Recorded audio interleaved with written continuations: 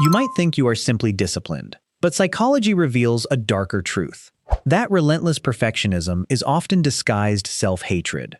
You forget one simple email and instantly your mind does not just say you made a mistake. It screams that you are fundamentally broken.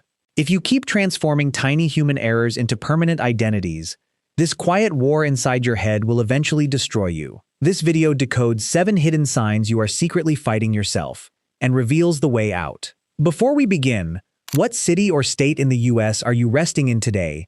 And are you remembering to be gentle with yourself amidst all the hustle? There are 7 signs that may reveal something painful beneath the surface of your life. Not simply that you feel insecure, disappointed, or tired, but that somewhere along the way, you may have learned to treat yourself like someone you cannot forgive. Self-hatred does not always sound like hatred. Sometimes it sounds like discipline. Sometimes it looks like humility. Sometimes it hides behind jokes, perfectionism, independence, or the belief that you are simply being realistic about who you are.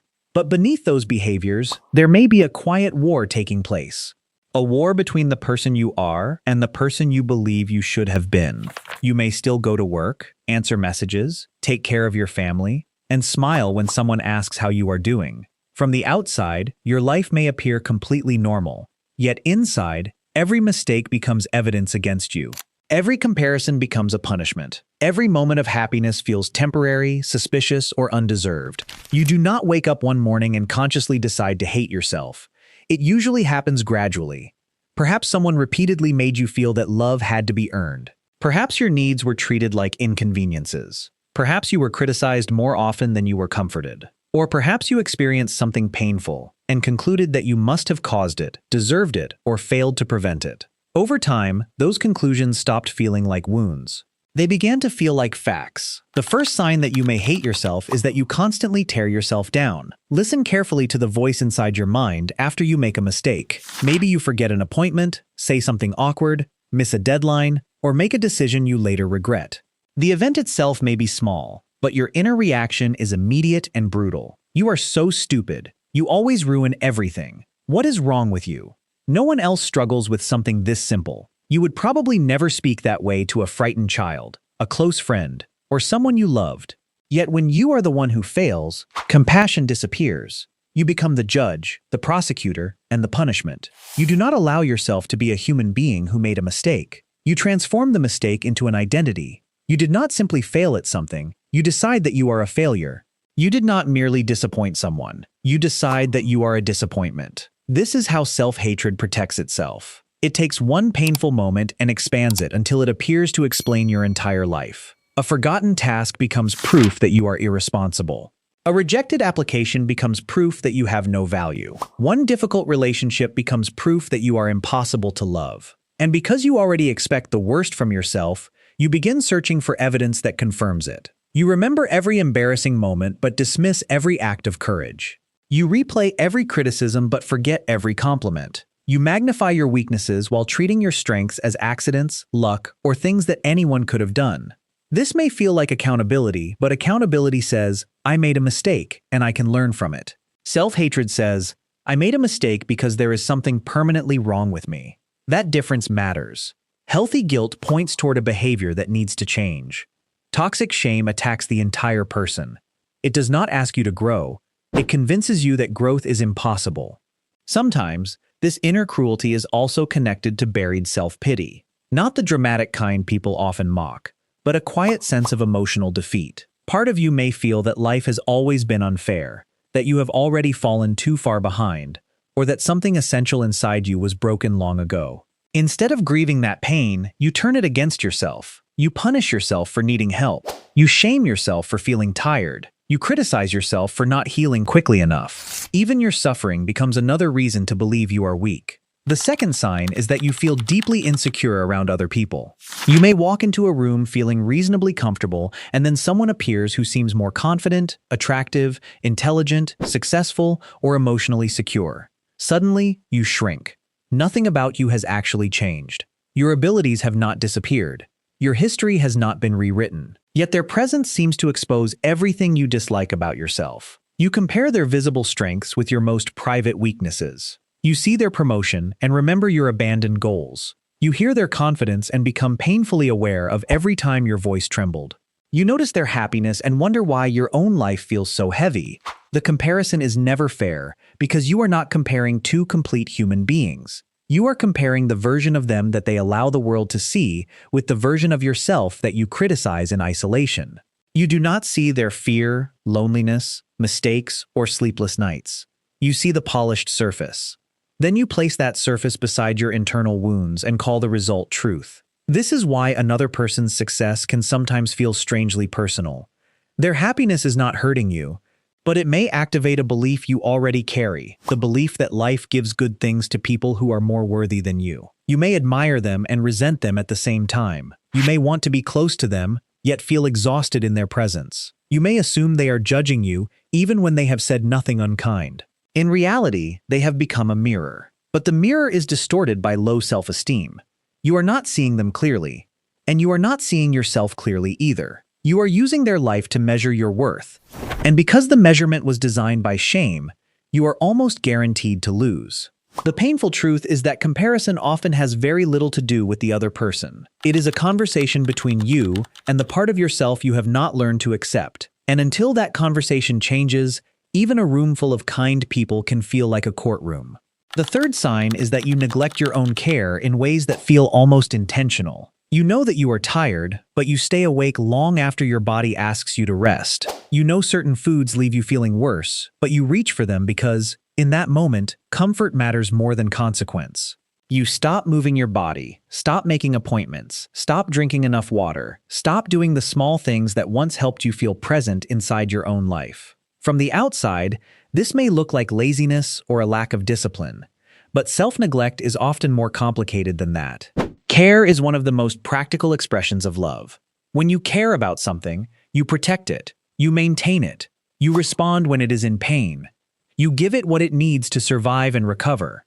So when you repeatedly deny yourself care, there may be an unspoken message beneath the behavior. You are not worth the effort. You may not say those words consciously. You may simply feel too exhausted to begin. But exhaustion and self-hatred can create a dangerous partnership. The more depleted you become, the harder it is to care for yourself. The less you care for yourself, the more ashamed and hopeless you feel. Eventually, the condition of your body begins to reflect the condition of your inner world. You look in the mirror and see someone worn down, neglected, and unfamiliar. Instead of recognizing that this person needs compassion, you use the reflection as further proof that something is wrong with you. You criticize the result of your suffering without addressing the suffering itself. This is one of the quietest forms of self-punishment. It does not always involve dramatic destruction. Sometimes, it is simply the repeated refusal to give yourself what you would immediately offer someone else. You would tell a friend to rest. You would bring food to someone who had not eaten. You would encourage someone you love to seek medical care, leave a harmful situation, or take one small step toward feeling better. But when it comes to you, everything can wait. Your pain can wait. Your sleep can wait. Your body can wait. Your life can wait. And the longer you live this way, the more normal it begins to feel. The fourth sign is that you do not allow yourself to be happy. This may sound strange because most people believe they want happiness. But for someone who has lived with shame, disappointment, or emotional instability for a long time, happiness can feel unfamiliar. And unfamiliar does not always feel safe. When something good happens, you immediately search for the problem. Someone compliments you, and you assume they are being polite. You achieve something meaningful, and you focus on what could have been better. A relationship begins to feel secure, and instead of relaxing, you become alert. You wait for the change in tone, the withdrawal, the betrayal, or the moment the other person realizes they have made a mistake by choosing you. Even peace can make you anxious. When life becomes calm, you may think, something bad is about to happen. This is not because you enjoy suffering. It is because your nervous system may have learned that happiness is temporary and danger always follows. Perhaps good moments were interrupted when you were younger.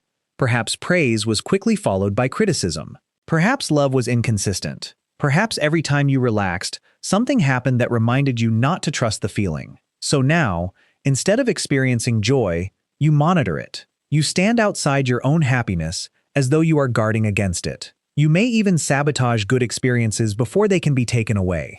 You start an argument during a peaceful period. You withdraw when someone becomes emotionally close. You abandon an opportunity just as it begins to work. At least when you end something yourself, you do not have to experience the shock of losing it unexpectedly. This creates what can feel like a victim pattern. You begin to believe that pain is your natural environment and that joy belongs to other people. Suffering becomes familiar, and familiarity can be mistaken for identity. You may tell yourself that you are simply realistic, cautious, or not easily impressed. But beneath that caution may be a deeper belief.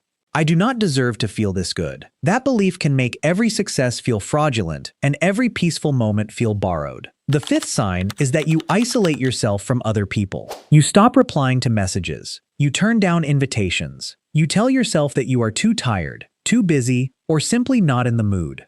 Sometimes, you truly do need solitude. Healthy solitude restores you. It gives you room to breathe, think, and return to yourself. But isolation feels different. Isolation is not peaceful. It is heavy. You may sit alone and wish someone understood you, while simultaneously avoiding every person who tries to come closer.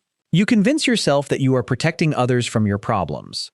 You tell yourself that your presence would ruin the mood, that your sadness would be inconvenient, or that people only invite you because they feel obligated.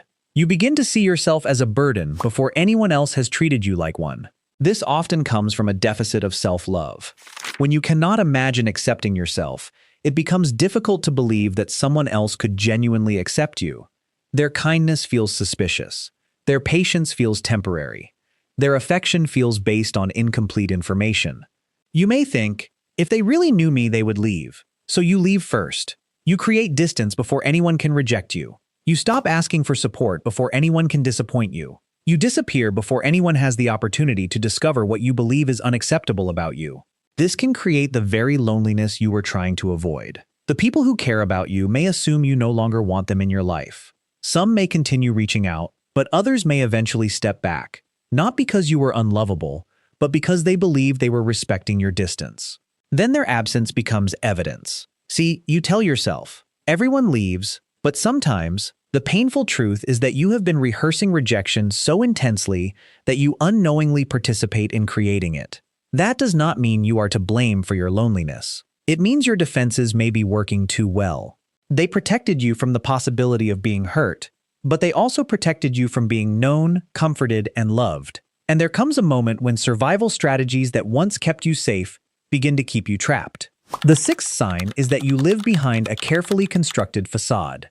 There is the person you are when you are alone, and there is the person you become when other people enter the room. When you are alone, you may feel exhausted, uncertain, angry, frightened, or empty. But around others, you become agreeable. You smile at the right moments. You say that everything is fine. You adjust your personality to match whatever the situation seems to require. You become easy to be around because you are terrified of becoming difficult to love. This is more than ordinary politeness. It is the belief that your real thoughts, needs, and emotions would make people reject you. So you study them. You notice what makes them comfortable and become more of it. You notice what makes them uncomfortable and remove it from yourself. You apologize before anyone is upset. You agree when you want to disagree. You say yes while something inside you is quietly begging you to say no. People may describe you as generous, calm, or low maintenance, but they may not realize how much of yourself you erase to earn those descriptions. This behavior often grows from internalized shame. At some point, you may have learned that acceptance was conditional. You were welcomed when you were useful, pleasant, successful, or emotionally convenient. Your authentic self did not feel safe enough to reveal, so you created a version of yourself that could survive. The tragedy is that when people love the version you perform, their love may not reach you. You tell yourself they only care because they have not seen the truth. You may be surrounded by affection and still feel completely unknown. The facade protects you from rejection, but it also prevents genuine intimacy. No one can fully meet you while you are constantly hiding. The seventh sign is that you are afraid to dream big. You may tell yourself that you are being practical. You say that the opportunity is too risky, that you are too old, too inexperienced, too tired, or simply not talented enough. But beneath those explanations may be something more painful. You cannot tolerate the possibility of hoping for something and failing. A dream creates a future in which you matter. It asks you to imagine that your voice, talent, curiosity, or happiness deserves space in the world. When you secretly hate yourself, that idea can feel almost offensive. So you remain inside a life that feels smaller than you. You reject opportunities before anyone else can reject you. You delay starting until the possibility disappears. You abandon projects at the first obstacle because difficulty immediately awakens the voice that says you never had what it takes. Then the outcome appears to confirm your belief. You did not progress, so you conclude that you were incapable of progressing. You overlook the fact that fear prevented you from giving yourself a real chance. This is how a self-fulfilling prophecy is created. You believe you are destined to fail, so you avoid the actions that could help you grow. The lack of growth then becomes proof that you were right. But you were not proven right. You were trapped inside a cycle. If you recognize yourself in these 7 signs, please do not turn this recognition into another weapon. Do not say, "Here is one more thing wrong with me." The purpose of awareness is not condemnation. It is interruption. These patterns are not the deepest truth about who you are. They are more like harmful programs installed through repeated pain, criticism, neglect, rejection, or experiences you were never taught how to process. A program can feel automatic without being permanent. The cruel voice inside you may sound like your own, but it may carry words that once belonged to someone else. The fear that you are unlovable may feel ancient, but it is still a belief, not a verdict. Healing begins when you notice the moment self-hatred takes control and call it by its name. This is shame. This is fear. This is an old defense. This is not the whole of me. You do not have to force yourself into immediate self-love. For many people, that demand feels impossible. Begin with something quieter. Stop treating yourself like an enemy. Rest before you believe you have earned it. Speak to yourself with less cruelty after a mistake. Accept one compliment without arguing against it. Answer one message from someone safe. Admit one honest feeling. Take one small step toward a dream, without demanding certainty about the ending. These actions may seem ordinary, but each one sends a new message to your mind. I am still here. I am still worth caring for. I am allowed to become someone I have not yet learned how to imagine. And when you fall back into old habits, because sometimes you will, return without punishment. Healing is not proved by never struggling again. It is proved by how you respond when the struggle returns. You have spent enough time standing against yourself. Perhaps the next chapter of your life does not require becoming a completely different person. Perhaps it begins by finally standing beside the person you already are. If this spoke to something you have been carrying silently, share your experience in the comments. Your words may help someone else realize they are not alone. And consider sharing this video with a person who has forgotten how much compassion they deserve. Subscribe if you would like to continue exploring these quiet wounds and the paths that lead us back to ourselves. You were never born to be your own enemy, and no matter how long the war inside you has lasted, peace can still begin with one small decision not to abandon yourself today.